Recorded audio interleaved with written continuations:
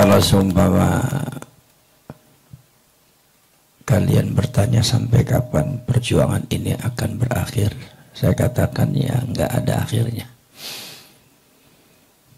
Sampai kita meninggal dan kita harus memberikan estafet perjuangan ini kepada anak cucu kita. Karena kalau dilihat dari sejarah pemalsuan nasab dan sejarah orang-orang yang mengaku jadi nabi itu, dari masa ke masa selalu ada dan selalu bermutasi. Saya yakin masalah nasab ini juga akan bermunasib pada hal-hal yang lain dan mungkin hal-halnya beda dengan kita tapi konteksnya sama. Dan ini juga harus diwariskan perjuangan ini kepada anak cucu kita. Cuma pergerakan yang kita ada ini minimal kita itu ada satu progres. Di antaranya adalah mungkin kita akan menggunakan varian kenegaraan, artinya negara ini dalam hal ini harus mengambil bagian untuk apakah membuat semacam undang-undang bagi orang-orang yang mengaku dirinya jadi nabi. Nomor dua, untuk membuat satu lembaga khusus pencatat atau pemeriksa bagi orang-orang yang mengaku cucunya nabi. Maka dari itu harus diperiksa apakah DNA-nya atau bagaimana, itu silahkan. Nah nanti kalau orang itu ternyata betul, ya mungkin dijadikan ada semacam kartu resmi. Kalau tidak betul maka dituntut sebagai penipuan yang paling besar, yaitu mengatasnamakan Rasulullah. Ini cukup dengan satu nukilan kata Rasulullah, innal katiba alayya laisa kakatibin ala ahadin. Orang berbuat bohong mengatasnamakan saya itu tidak sama dengan berbuat bohong mengatasnamakan orang lain. Faman kadzaba alayya muta'ammidan falyatabawwa maq'adahu minan nar. Maka barang siapa yang berbohong mengatasnamakan saya, maka bersiap-siaplah di akhirat nanti ditunggu oleh Allah dan oleh para malaikat untuk dimasukkan ke dalam api neraka. Maka dari di sini artinya apa? Ketegasan Rasulullah ini artinya kita sebagai umatnya harus memberikan satu sikap baik secara hukum positif ataupun secara kelembagaan, bahwasannya kita harus memiliki garis yang tegas untuk ini supaya negara ikut ambil bagian seperti hanya yang telah dicontohkan oleh Syarif Ahmad Rafiq. Jadi ketika ada kaum Ba'alwi itu mengaku Sayyid Syarif, panggil Syarif, maka ditangkap dan dipenjara. Itu salah satu contoh ketegasan. Lah kemudian nanti tinggal bagaimana syaratnya, bagaimana sistemnya, ya kita itu kan ke negara. Tapi yang jelas negara harus ambil bagian. Kenapa?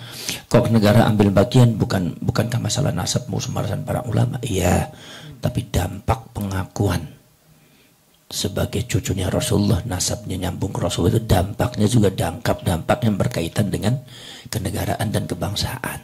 Framing rakyat. Kita bisa tahu bahwasannya beberapa oknum Ba'alwi ini kalau bicara itu bahwasannya itu istananya istana iblis, ya kan? Presidennya presiden setan, kemudian juga benderanya bendera tauhid. Ini kan sudah menyangkut kebangsaan ini. Itu menyangkut kebangsaan, maka dari itu lembaga negara harus punya sikap masalah ini, dan lembaga negara harus mengambil bagian dalam masalah ini. Dan itu memang harus kedepannya kita harus seperti itu, mau tidak mau. Karena apa? Karena supaya kita ini jangan ada kemudian orang yang mengaku dirinya nasabnya nyambung kepada Rasulullah kemudian digunakan untuk hal-hal yang tidak benar, apalagi yang berkaitan dengan yang digambarkan tadi oleh Kiai Syarif, bahwasanya berhubungan untuk menghancurkan negara, untuk menghancurkan agama, untuk menghancurkan satu kesepakatan atau yang disebut dengan muahadah nasional ini oleh para ulama, para kiai dan seluruh rakyat Indonesia dari Sabang sampai Merauke. Jangan sampai ada yang menghancurkan kemudian dengan bersenjatakan nasabnya nyambung kepada Rasulullah. Jadi ini sangat berkaitan dengan keindonesiaan dan kebangsaan kita. Makanya di sini lagi negara akan didorong oleh kita untuk mengambil bagian masalah itu. Itu di antara progresnya. Tapi kalau akhirnya nggak ada akhir, karena hidup ini perjuangan. Kalau seumpama tidak mau berjuang, jangan hidup, mati aja. Ya. Ya. Ya. Assalamualaikum warahmatullahi wabarakatuh.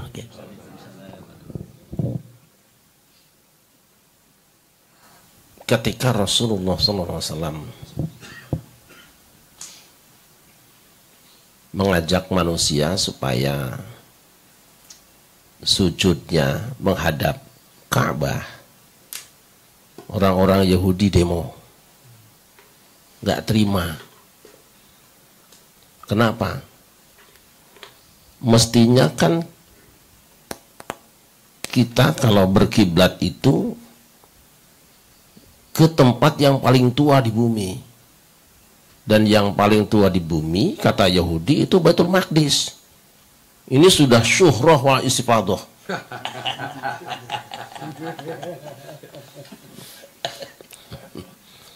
Selama ini manusia berkiblatnya ke sana. Ya kalau selama, ya Baitul Maqdis wa ahlahala, kira-kira gitu.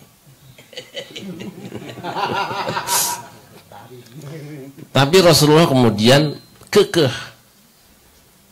Mereka ngajak diskusi.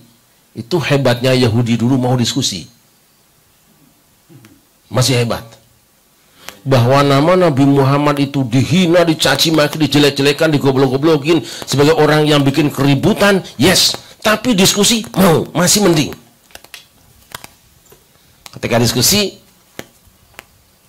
argumenmu apa Muhammad? Turunlah firman Allah, inna awwala baiti wudi'a lin-nasi lalladzi bi Bakkah mubaraka wa hudan lil alamin fihi ayatun bayyinatun maqamu Ibrahim wa man dakhalahu kana amina wallahi la nasahijul baita man istata'a ila sabila wa man kafara fa inna Allaha ghaniyyun 'anil alamin. Tuhan langsung bilang, rumah yang pertama yang paling senior yang layak dimuliakan karena diberkahi adalah lalladzi bi Bakkah, yang ada di Mekah. Apa alasannya? Ini. Mereka sama sekali tidak bisa menolak argumen ini. Keok semua, bungkam semua. Tapi apakah ikut Muhammad? Tidak. Kita nggak ada urusan. Terima atau tidak terima, wajib kita wa ma alaina illal balaghul mubin. Kita sampaikan. Nah, mudah-mudahan di zaman ini masih ada yang mau dialog. Amin.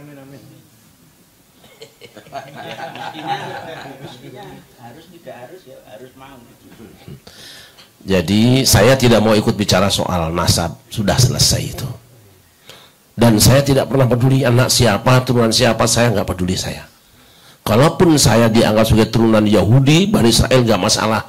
Allah mengatakan, ya Bani Israel dzkuru ni'mati allati an'amtu 'alaikum wa anni faddaltukum 'alal 'alamin. Hai Bani Israel, ingatlah nikmatku pada kamu semua yang telah aku berikan pada kamu, dan aku unggulkan kamu semua di atas seluruh alam. Walaupun tafsir nanti jangan ala alami zamanihim, tapi teks ayat atas seluruh alam.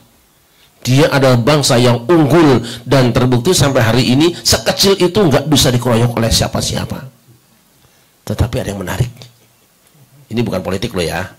Nah, Rasul mengatakan, jika kamu bertemu dengan orang Yahudi, pepet saya pakai ceplong got ya.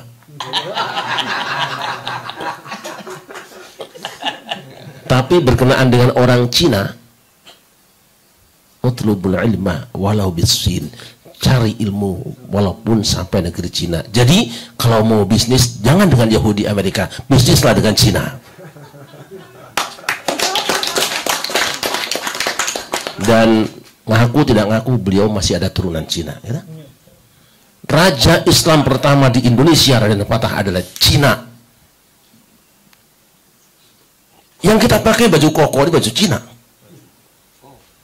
Tofu, tahu, tekwan, apa lagi itu? Bakso, batik, encang-cingnya, babeh, emak, itu bahasa Cina. Kalau teteh itu bahasanya Cinangka. Artinya begitu loh ya. Ini kenapa Indonesia sekarang merebut bisnisnya negara ngambil lewat dengan Cina, tidak dengan Amerika. Ini sudah benar. Dan tidak ada satu negeri pun yang kuat berhadapan dengan Cina. Mekah, Madinah, semua jualan barang made in China. Jadi kalau kita hari ini banyak kerjasama dengan Cina, barang-barang Cina, ya sebetulnya kembali kepada Mbah Putri kita semua sebenarnya. Saya tidak mengatakan bahwa tidak boleh dengan Amerika, tapi kita tahu sendiri kan kelakuannya mereka seperti apa. Tapi kalau hari ini Indonesia memutuskan kerjasama dengan Cina, nyatanya Raja Salman juga berangkat ke Cina juga. Indonesia memang hebat, kita lebih dulu daripada mereka. Jadi kesimpulannya adalah, saya tidak bicara soal nasab silsilah, itu sudah selesai. Tapi nanti mungkin teman-teman bisa rumuskan apakah kan sudah diundang juga, apakah diundang atau mungkin satu saat nanti Gus Abbas, Gus Fuad dan Gus Fakih juga Pak Sugeng dengan yang ahli ini, saya nggak akan ikut campur, bisa masuk di televisi sampaikan statement. Kalau dulu Bung Karno, kami bangsa Indonesia dengan ini mengatakan kemerdekaan Indonesia, nanti kalimat ganti kami, nah kemerdekaan dari apa gitu loh. Hari ini dukung ini. Kami mau bikin rumah sakit. Baik, saya kira itu ya, mohon maaf ya, mohon maaf. Jazakallah.